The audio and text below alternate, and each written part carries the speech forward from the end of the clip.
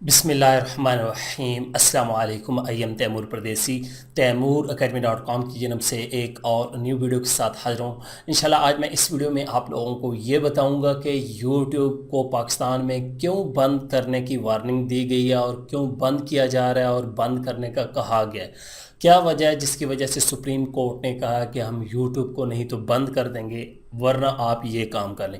ये कौन सा काम है, क्यों बंद हो रही है, इससे क्या नुकसान होगा, क्या फ़ायदा होगा, सारा कुछ बताता हूँ इस वीडियो में।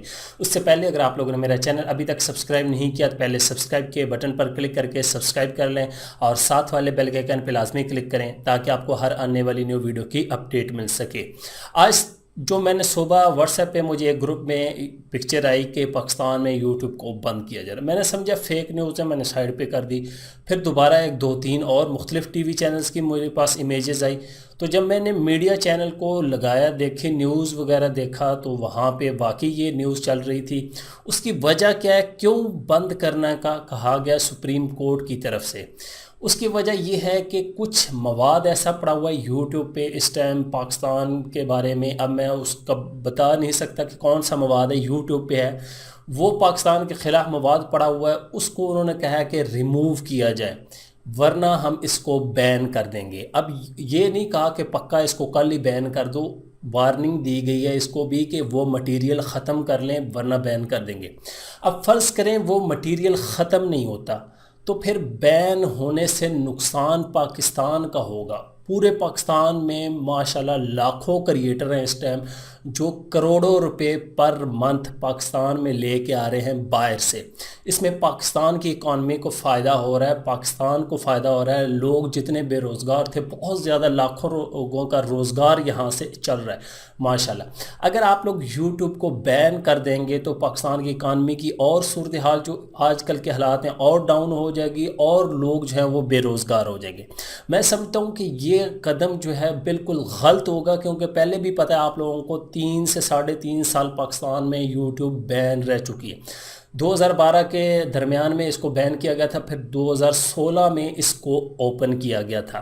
तो अब ये फिर सुनने को खबर आ रही है, इससे नुकसान हमारा ही होगा, हमारे मुल्क का होगा, किसी को नहीं होगा।